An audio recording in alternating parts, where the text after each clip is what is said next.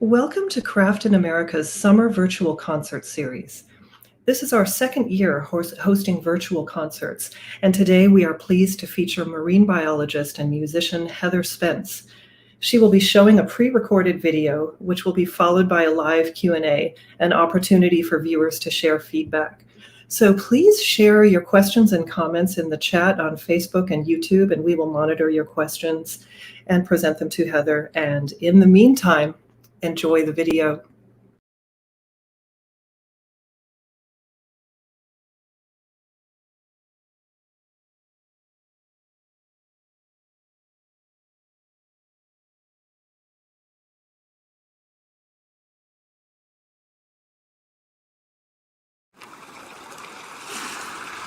We are about to take our ears on an underwater exploration.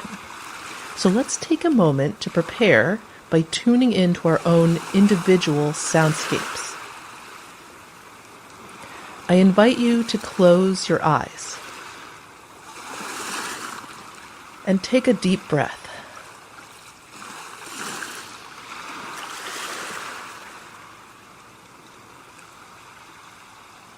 Note the prominent sounds around you.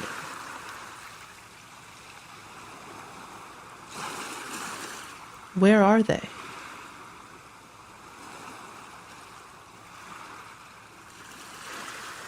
Are they continuous or intermittent?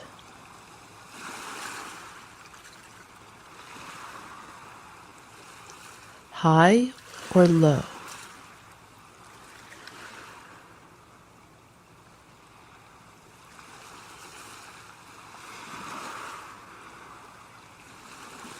Can you determine the source of the sound?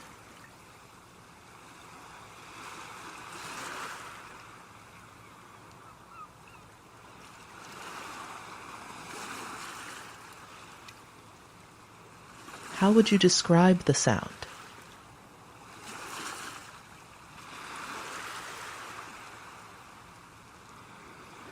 Are there sounds you find pleasurable?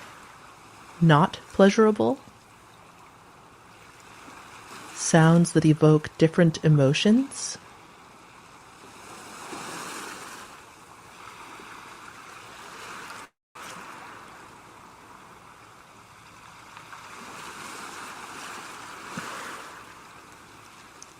Can you find any more sounds? Less noticeable sounds?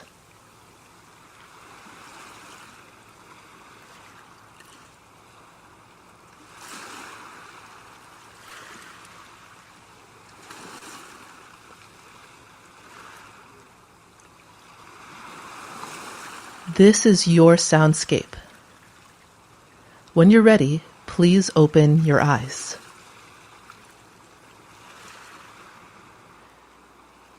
Now that we have tuned our ears into our own terrestrial soundscapes, let's enter the underwater world of sound. My composition Reef Recall explores ocean soundscapes with cello as a tour guide. We are now going to hear two movements from the longer work.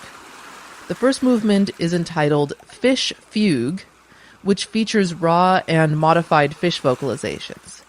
And the second is entitled Masked Minuet, and this movement explores how communication is impacted by noise. It includes sounds from human scuba divers and boat motors.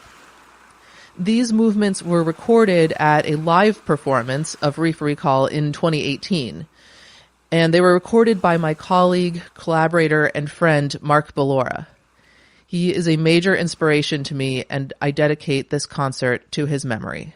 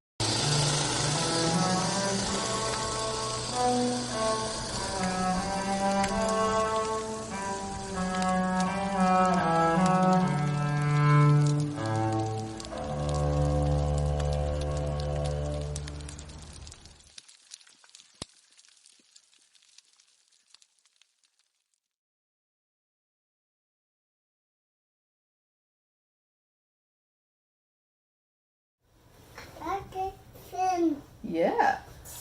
Hi, my name is Heather Spence. I am a marine biologist, musician, and composer.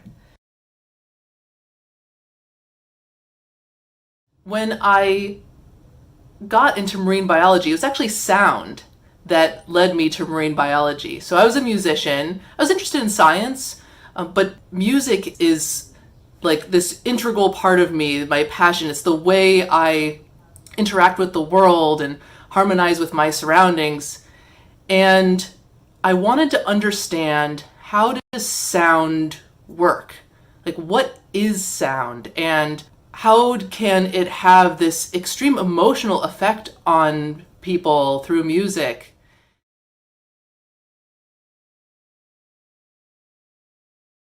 So I'm very interested in learning about the ocean by listening to it. Sound is such a predominant factor underwater.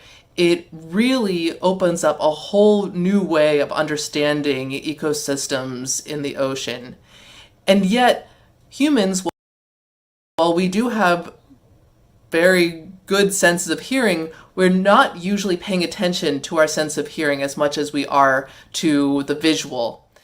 So how do we get information rapidly and at low cost. So I developed the first underwater passive acoustic monitoring program in the region. And basically what that involves is I took underwater microphones and I placed them on the seafloor where I would leave them there for months, and they'd be recording sounds without my presence. Then I could collect them again and listen to the sounds. And these recordings are forming a baseline of information that serves us now to do analysis, but also serves us in the future. And really, a big part of studying soundscapes is learning to listen. And I think that merging science and music together is a really valuable tool for helping us to learn about soundscapes on land and especially soundscapes underwater. Also, with my composing, it allows me to interact actively with the sounds, much in the same way that animals underwater are interacting with the sounds in their environment, not just listening and learning from them, but also contributing to them and playing with them in a way. And so I invite you here, the listener, to join me in this exploration. Maybe you'll listen to this and you'll go, huh, that's interesting. So as you listen to these pieces and these soundscapes, be thinking about, what do you note? What surprises you? What makes you feel something? And I hope that you will share that with me when we have the live Q&A session.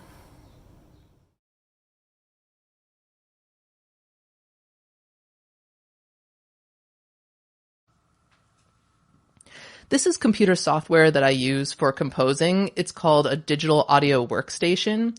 Right now we're looking at Reef Recall Remix. There are 4 channels here, extending out in time left to right, and they are all heard simultaneously in the music. The bottom yellow channels are flute recording samples from Agatha.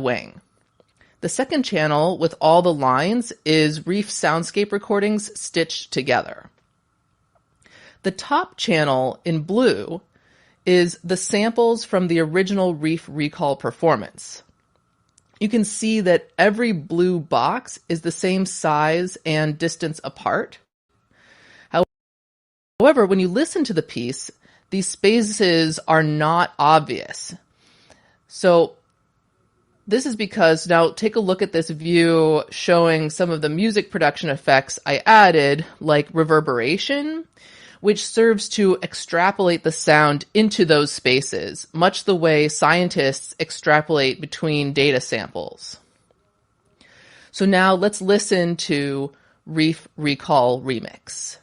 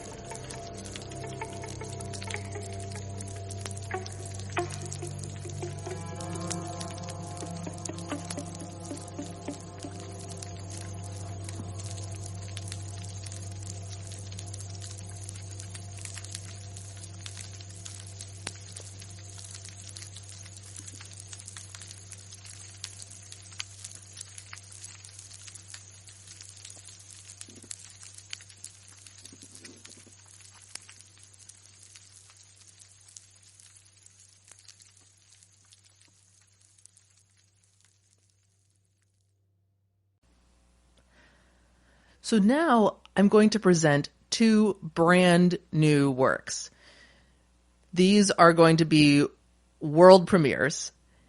The first piece is entitled Midnight Rhythms, and the second is Night Fish.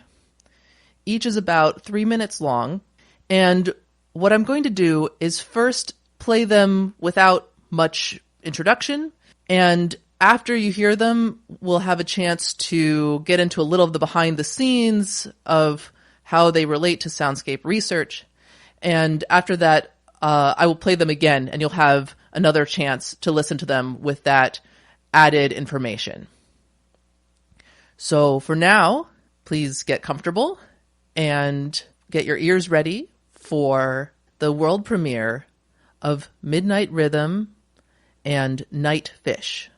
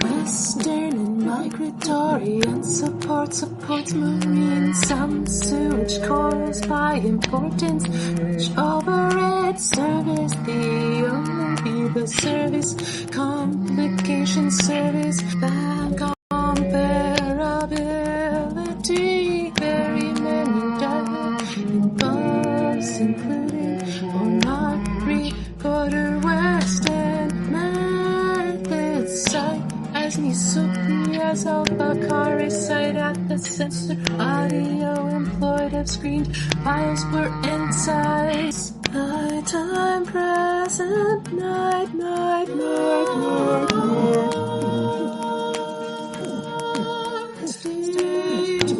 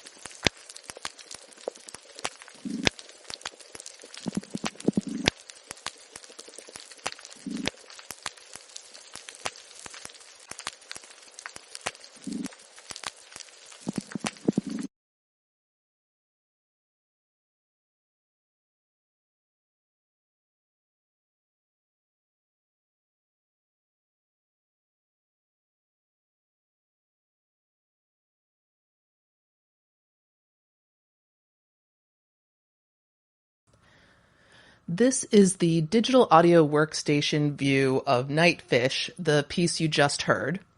This is the same software that I used for Reef Recall Remix. But you can see here there are many more channels. There's a lot going on here, but to orient you, the oranges and yellows are stringed instruments, viola da gamba and cello. These are two of the main instruments that I play. The cool tones, the blues and the greens, are sounds that I recorded from the reef at night.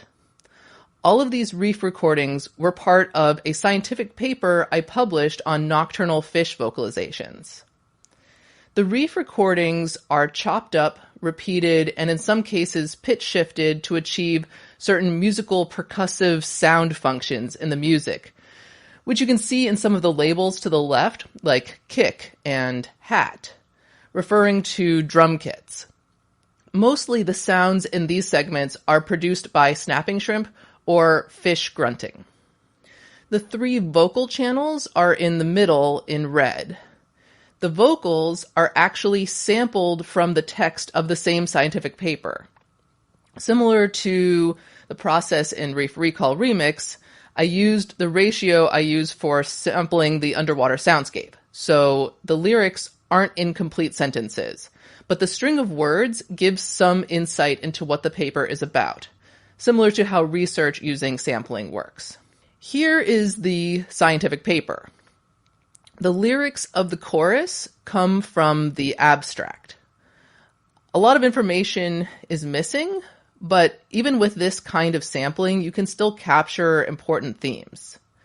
We can't get complete information about the ocean, so it's good to know that we can still get valuable insights from sampling.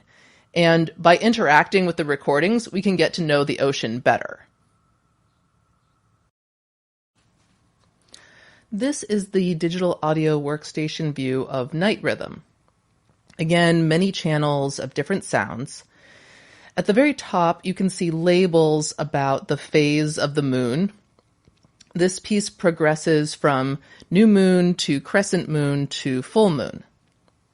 Below that, here the flute is in red and the cello is in orange. Down at the very bottom in dark blue, we have 3 channels of recordings of water, which add ambiance. Now, the middle section with all of the lines is the heart of the piece. This piece is built around sonification of sound data. Sonification is the sound equivalent of visualization. The 4 long multicolored channels labeled Reef are Reef soundscape recordings. These soundscapes were recorded at midnight across the lunar phases. Under each, there are 2 channels with lots of colored boxes. These channels were created from data in the Reef recording above them and contain percussion sounds. So let's zoom in on this middle section to see more detail. So here's the Reef 4 channel as an example. I took data on the complexity of the rhythm of the soundscape and translated it into percussion rhythms. The vertical lines and red and green sections in the Reef soundscape align with the green and blue boxes in the channels underneath. In the musical composition, we are hearing this percussion overlaying the Reef recording.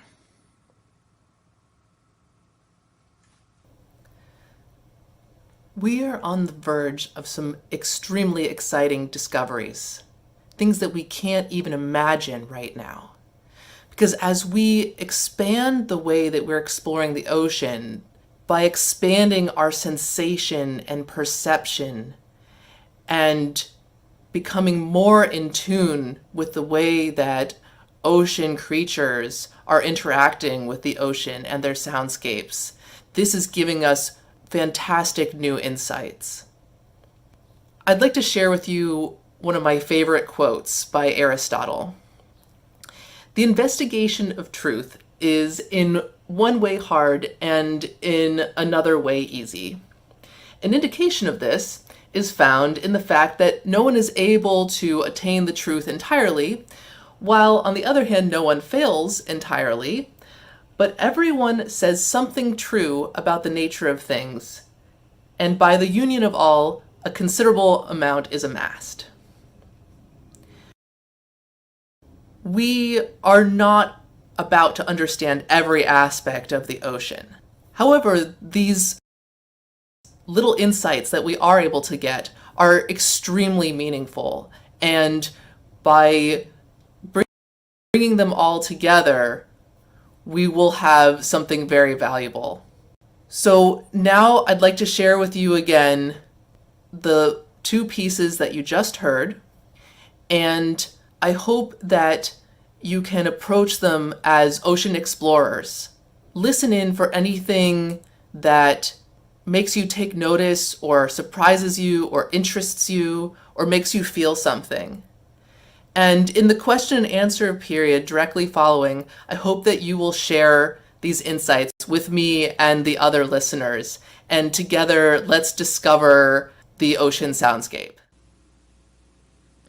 I now present Midnight Rhythm and Night Fish.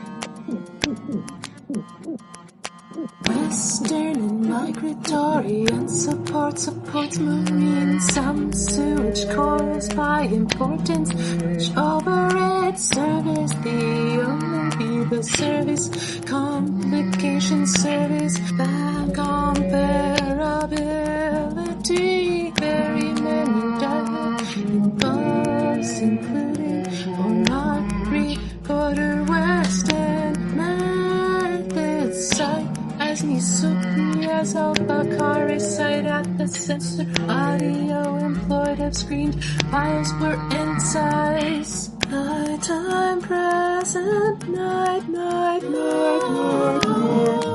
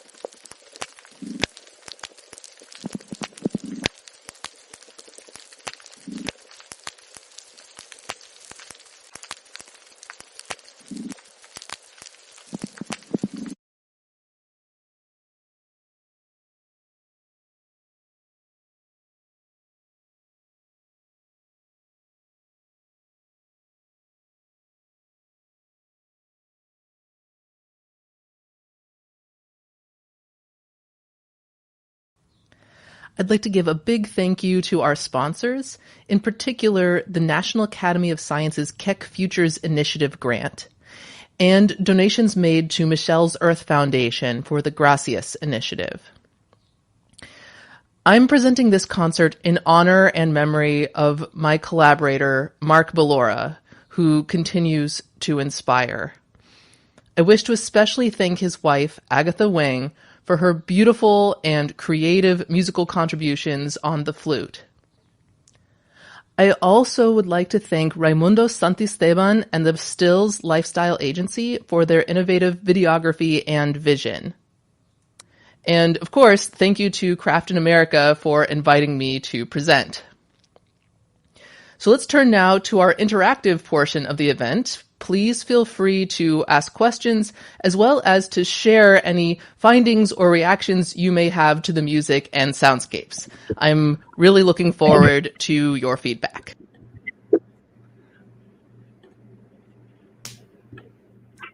All right. Oh my goodness, what an amazing experience that video was.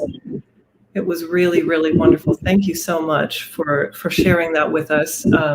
We had a lot of great comments in the chat. People really enjoyed it. They felt peaceful. Someone wrote, Radiohead should be getting ideas from you, Heather.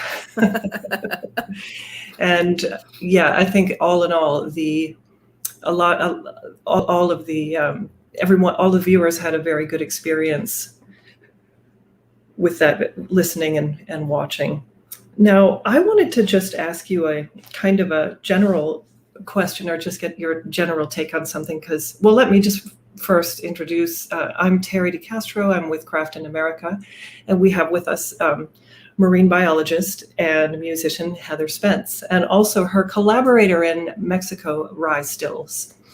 And Heather Rye and I were talking when we were preparing for this about how the way that we perceive the world is mainly through sight, and that there is a whole other way to perceive, and particularly with you, nature and the ocean through a different sense, which is what you're doing. And I would just like to get your thoughts on that. Yeah, absolutely. It's so interesting because even in culturally and in our language, we use these visual references, and we're really, see what I mean. We use these visual references that we're really focused on the visual. But sound is actually still a very important sense, even to humans. One of the things I like to point out is that when we're sleeping, our eyes are closed, but we are still listening. So we're still able to use that sense of hearing in very profound ways. The thing is that hearing and the whole sound environment underwater is quite a bit different than it is on land. Sound is important to terrestrial ecosystems, but underwater, wow, it is so crucial. And the ecosystems are kind of, there's a lot of the way that the ecosystem is based around sound. So in order to really tune into those soundscapes, that's why I think we kind of need to tune our ears and get in touch with that sense of sound so that we can really kind of immerse ourselves on what we might be able to discover underwater. Yeah, and Rye was saying that you can hear a lot further than you can see underwater. Yeah, sound travels 4 times faster in water than it does in air. It travels very well in water, whereas good visibility underwater, is like maybe like tens of meters, and light doesn't penetrate very deep into the ocean. So sound is super important there. Yes. And I wanted to ask, my burning question for you was, are you always hearing music in the ocean as a musician? Is that just something that is pretty much omnipresent when you're doing your research? Yeah. I'll go back a little before that, because kind of everything to me is sort of harmonies, because I'm very sensitive to sound, like as far back as I can remember. And what I had to find ways of dealing with that sensitivity to sound. One of the ways I do that is kind of by like harmonizing with it, or kind of deconstructing it in my head and hearing the different parts and hearing it as, something that's signal rather than noise. Mm-hmm. And that's kind of what sort of drove me to be more interested in finding out more about sound and led me down this path. And so I would say the raw soundscapes of coral reefs are not necessarily that intuitive as pieces of music, because there's the snapping shrimp sounds a little bit like static. And I've actually played some of these soundscape recordings for people, and they're like, "Oh, can you send me a better quality audio sample?" Oh, that's so brilliant. Right? And yes. So there's not, like, music kind of needs, like, you need like some like long melodic things and some like short percussive, you need like these kind of different layered elements for, what to probably the listeners to this are thinking of as kind of what we prefer musically. But the soundscape is a little bit difficult to get into at first, but I think once you really start listening more and more to it, the patterns start to emerge. You can train your ears to hear more things. Interesting, because that was actually going to be my next question, was about patterns, because another thing that Rye and I were talking about was you're finding patterns by listening, and that's pretty fascinating. Yeah, and patterns, what we think of as patterns might not be the same as what some underwater creatures may think of as patterns. They live in this 3-dimensional world, right? We're more used to thinking kind of 2-dimensionally. They live in this 3-dimensional world. They might be thinking in different time scales than we are. So they hear things differently than we do. So their patterns may be different than ours. That's these are some of the things I just think are so cool to think about, right? Because there's so much that we don't know and that is left to discover. Yeah, exactly. And one of the questions in the chat was from William Frederick, who wanted to know, you mentioned all the incredible new insights that you're gaining, and he wants to know what some of them are. Well, I'll take, actually, just for starters, that paper so Nightfish was based on that scientific paper.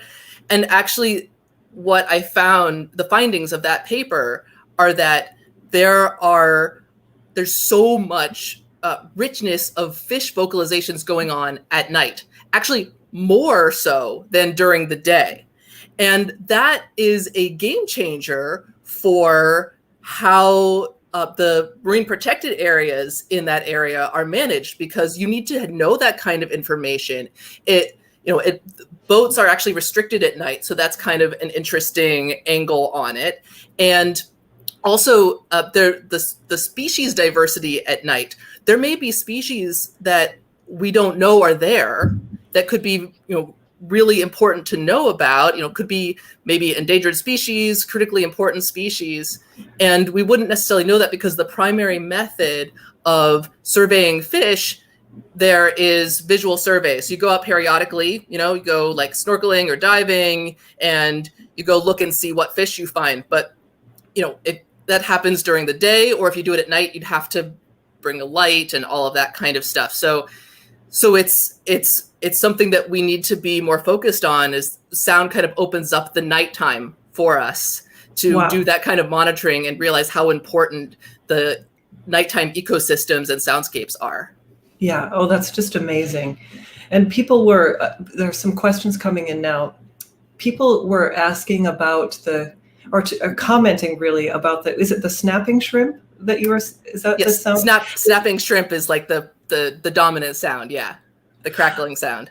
Yeah, see, to me, someone said that they heard that it sounded like a forest, and someone else said that it sounded like they heard birds in both pieces, which is pretty cool. I thought it sounded like, it's just interesting when someone said, do you have a better audio file? Because what I heard was like the crackle of vinyl, like a vinyl record. And it's like that crackle that just underlies everything. It's like this crackling life. It's very cool.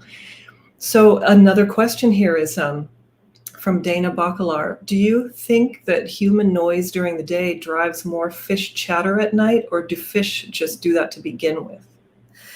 So I think there may be a bit of both. Definitely, there are species that are, nocturnally active. So I think that a lot of it is that just there are fish that they sleep in the daytime and they party at night, and that's just how they roll. But we do know mostly a lot from terrestrial studies. I mean, I will say, studies on land tend to be a bit more ahead of studies underwater, just for a lot of logistical reasons, and also the way that we relate to the environment. But there's a lot of research on how noise impacts animal communication. And the bulk of that is actually on birds, but it does, those same trends do extend underwater. And so there's a lot of research on when a noise is introduced, sometimes animals will get quiet, but sometimes they will also pitch shift their communications like above or below, or they might get louder. There's an effect called the Lombard effect. And actually it happens in humans.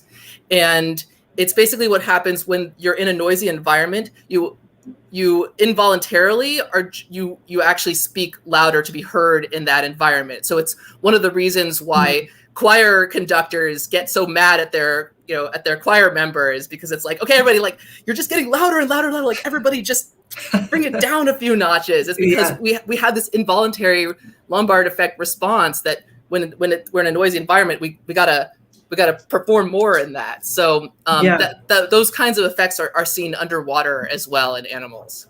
Oh, interesting. Now, I wanted to ask Rai, actually, how you collect that. So you are collecting data in Mexico, right? And what is the instrument that records? You told me, and I forgot what it's called. Well, first of all, hello, and thank you for inviting us. Like, I'm super happy of being part of this. So what we use, like, it's called an hydrophone. What we're using right now, we call it Snap, and it's designed it's like a microphone designed to work underwater. All the research that's been done so far by Heather and us helping her, it's in the Mesoamerican Reef of Cancun, which I think it's also something like super important that we haven't addressed so far. Like, I live in Cancun I'm Mexican from Mexico City, but live in Cancun for the past 12 years. Like, I like, obviously I love the ocean. I think it's like the best thing of Cancun. But like, if you are born and raised in Cancun or just living here and you want to study marine biology, for example, you need to go to Baja California, which is like in the other, like, it's another ocean, you know, and it's in the other side of Mexico. So when I started diving, because I realized that, like, and when I met Heather, like, this is, I think for me, this is what attracted me most of what she's doing. Like, I'm helping her because I just want to be underwater. But the fact that there's like none, like, not none, I don't want to say none, there's some, but there's like so little that we know about what's happening underwater in the world, but especially in Cancun. And when you hear the numbers of the people going to the reefs every year, they are like, they are crazy. Like, I don't want to lie, I don't remember the actual number, but I'm guessing it's close to like 1 million. I don't know if you heard it, Heather. Yeah, like, yeah. I think it may be over 1 million now. Yeah. Like, going to the reef, like, is that like 1 million people, like, just passing through your house, like, every day there are like a lot of people, and we have no idea what that is doing to the reef. So, like, going back to your question, we use hydrophones, which is like, I'm guessing, like the cheapest way of getting like big amounts of data, no? Because you grab this thing that it's like, I don't know, like a cylinder. I'm gonna say like this big. Like, it's not really that big. Like a cylinder, it has like a little antenna. Like, you saw it on the video. Pretty much you put it there. It runs on battery and SD card. It's like super friendly technology. Like, it evolved. 10 years ago, it wasn't that friendly, right? But now it's way, like, it's kind of friendly.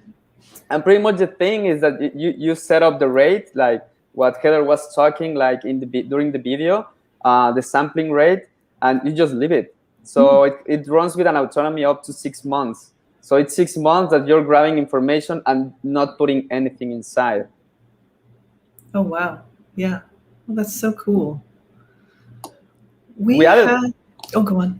No, sorry. And just to remember, like, we added a couple of more controls, like, in the last years, like now, like, also for temperature. And the idea is to not only grab sound, but like all the information that, like, the more information, the better. No, the idea is to have as much information as we can to attract research to this area and go and say, like, hey, we got all these things. So we like, the composition part is super interesting, but also the fact, like, okay, if you're doing research, then come, like, do your research here. You got all this data to compare with your own research, and let's find out what we're actually doing with the ecosystem. Let's find out how we are dancing in this equilibrium in Cancun, in all the Mesoamerican Reef. Yeah, so interesting. We've had a couple of people comment on how appropriate they thought this presentation would be for kids, and wanting to share it with teachers and children. And is that part of your plan to actually? Yes. So I'm glad that people brought that up. And actually, I encourage you to follow up with us, because at the beginning, you may have seen the little, and at the end, thanking the National Academy's Keck Futures Initiative. This is worth mentioning. It's unfortunately over now, but it was like a 15-year experiment to fund high-risk integrative projects. And I was fortunate enough to be able to go to some of those conferences and get funding for a number of projects, including a project that includes an educational component. So that is actually part of that. So it would be interesting to hear from the teachers in the audience what kinds of formats or content would be most useful to you, and maybe we can work something out. Yeah, that's a really good idea. Yeah, definitely. I wanted to ask you, it's kind of similar to what I asked you before. It's about another thing that Rai said, and it's about how we're just standing at the door of something. We're really, this is just beginning, this research. And if you had any thoughts on that. Yeah.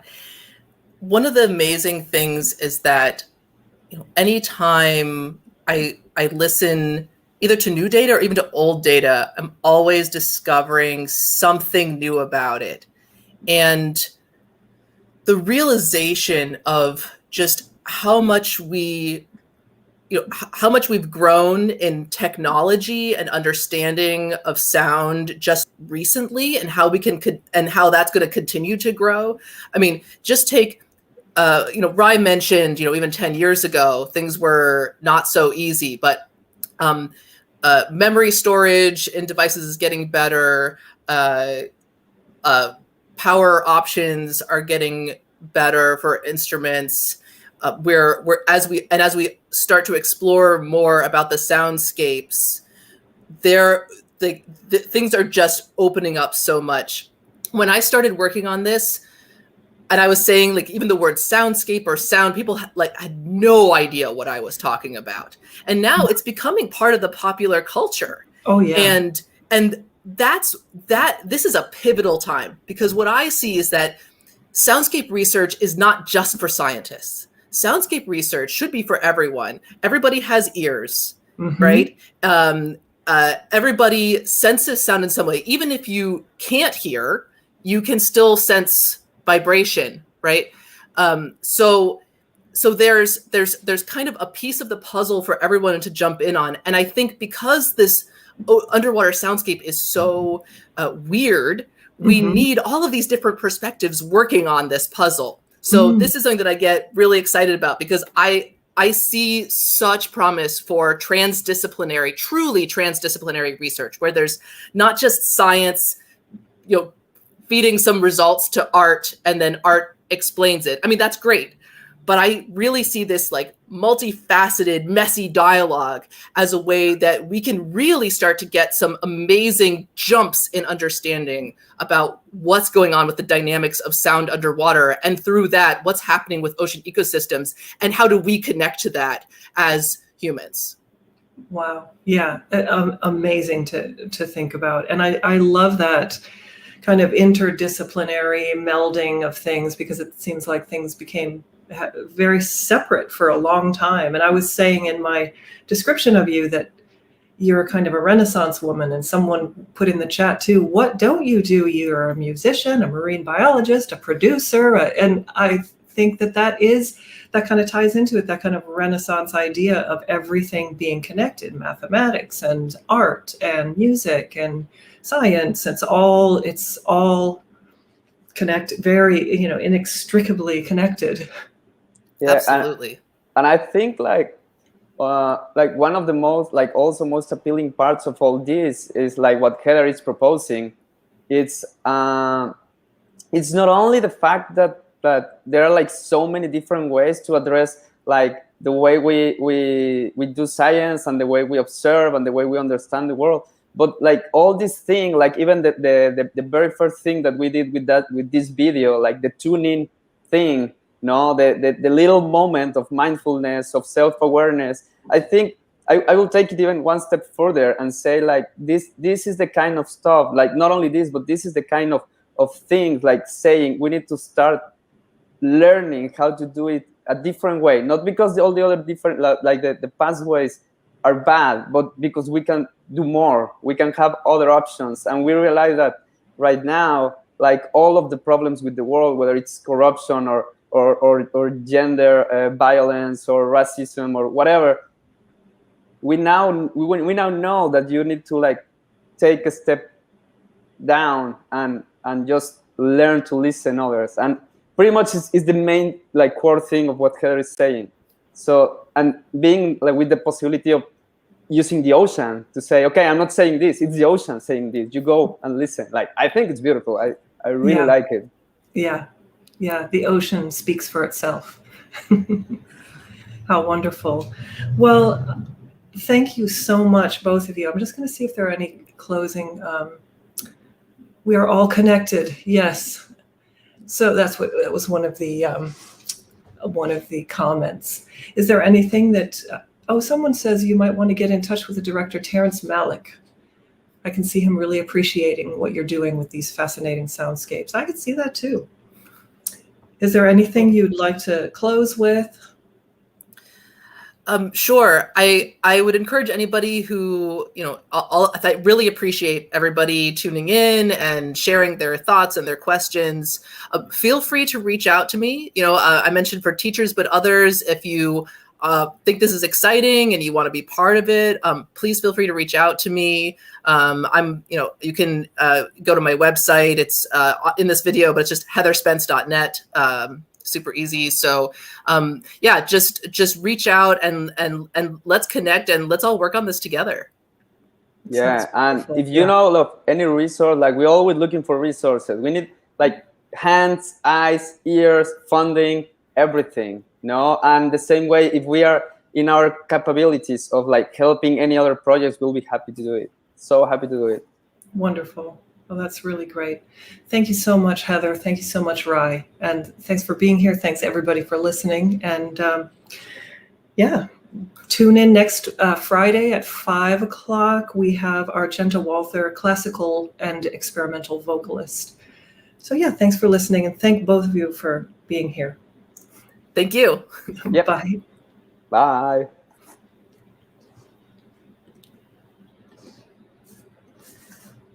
Thank you so much for listening, and a big thank you to Heather Spence and Rai Stills. Craft in America is a nonprofit organization with a mission to promote handcrafted work through programs in all media. Our Craft in America Center on West 3rd Street in Los Angeles produces 6 to 8 exhibitions per year, featuring work by local and nationally acclaimed artists.